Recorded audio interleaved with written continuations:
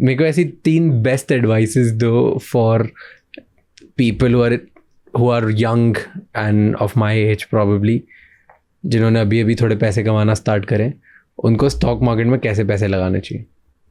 क्योंकि आपने इतने लोगों को देखा होगा ऐप के थ्रू कि कितने लोग पैसे डुबा रहे हैं, नहीं डुबा रहे हैं, कैसे चल रहा है, लार्जर सेंटिमेंट होगा आपके पास।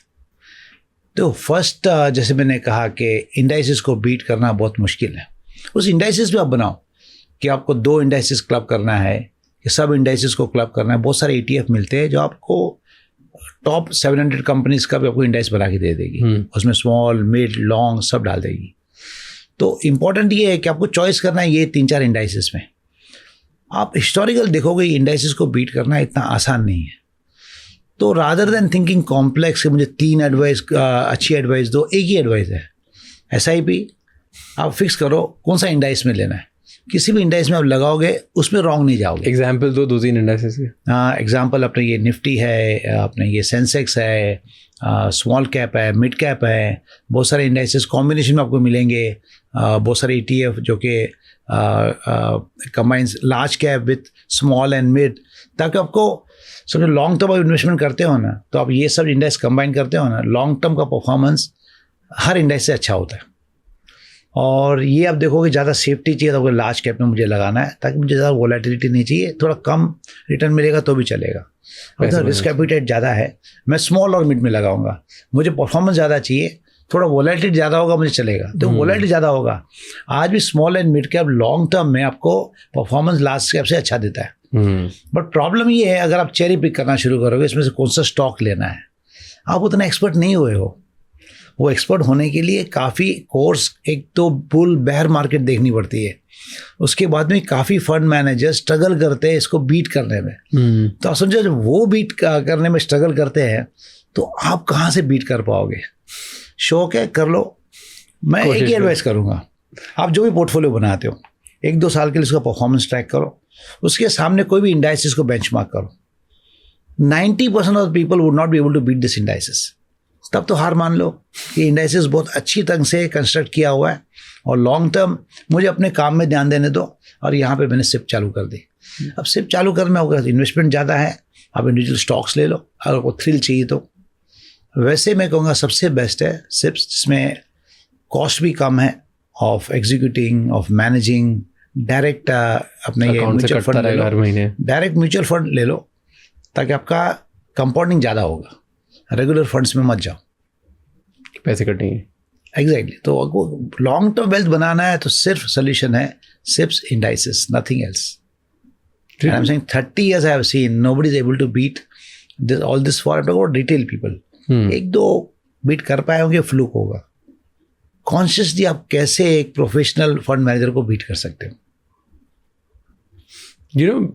आपने लेकिन एक बात बोली थी कि क्राइसिस में रिटेल बाय, तो क्राइसिस होता है तो रिटेल बाय करता है, तो उनको पता कैसे चलता है क्राइसिस में कि भाई अभी अच्छा टाइम है खरीदने का, या ये कंपनी खरीदनी चाहिए, अभी तो क्राइसिस ओवरऑल मार्केट में चल रहा है।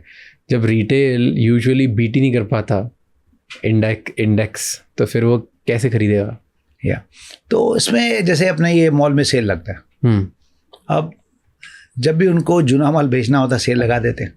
हाँ, अब जो लेते हो वो जरूरी नहीं है कि वो राइट माल ले रहे हैं, बट उनको एक रहता है कि सेल है तो हमको ले लेना है। अब उनको ज़रूरत है कि नहीं है वो भी नहीं देखते। तो ये एक ह्यूमन साइकोलॉजी है कि जब भी मार्केट क्रैश हो रहा है, अब वापस बढ़ेगा, मेरे पास सरप्लस है, मैं लगा देता हूँ। मैं ये नहीं कहा कि लोग राइट जाते हैं, बट जब भी मार्केट घटेगा तो ये रिटेल ही आता है, वो बल्क में बाय करता है।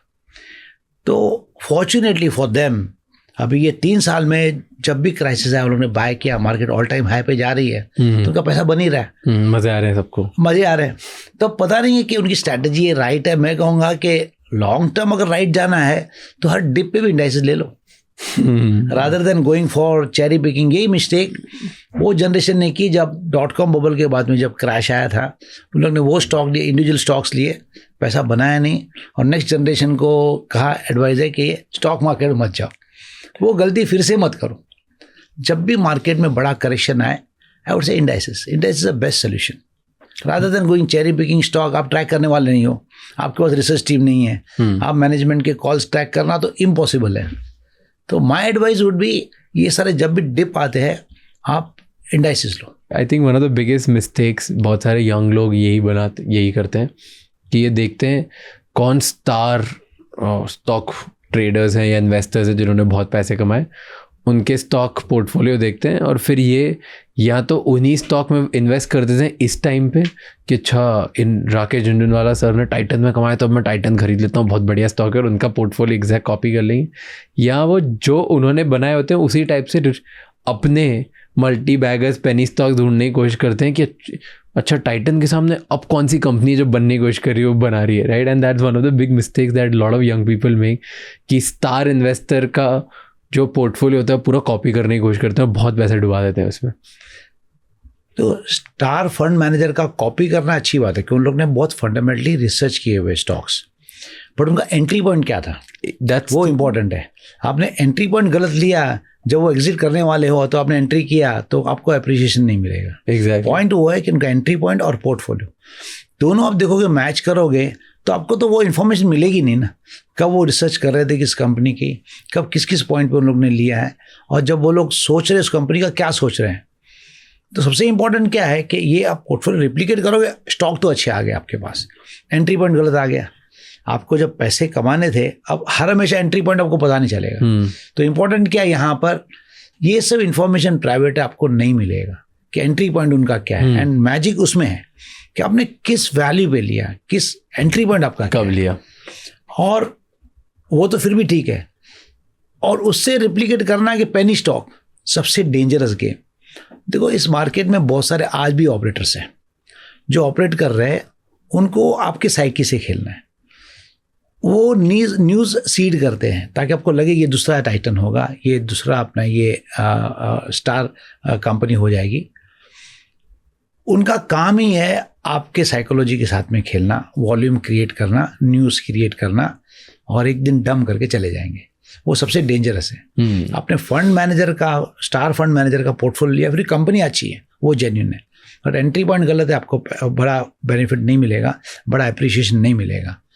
उससे बेहतर है आपको सब पता है कि इंडाइसेस में क्या चल रहा है, इंडाइस ले लो। Again I will come back to it. देखो मैंने ये मार्केट 30 साल से देखी है और मैंने हर रिटेल का पोर्टफोलियो देखा है।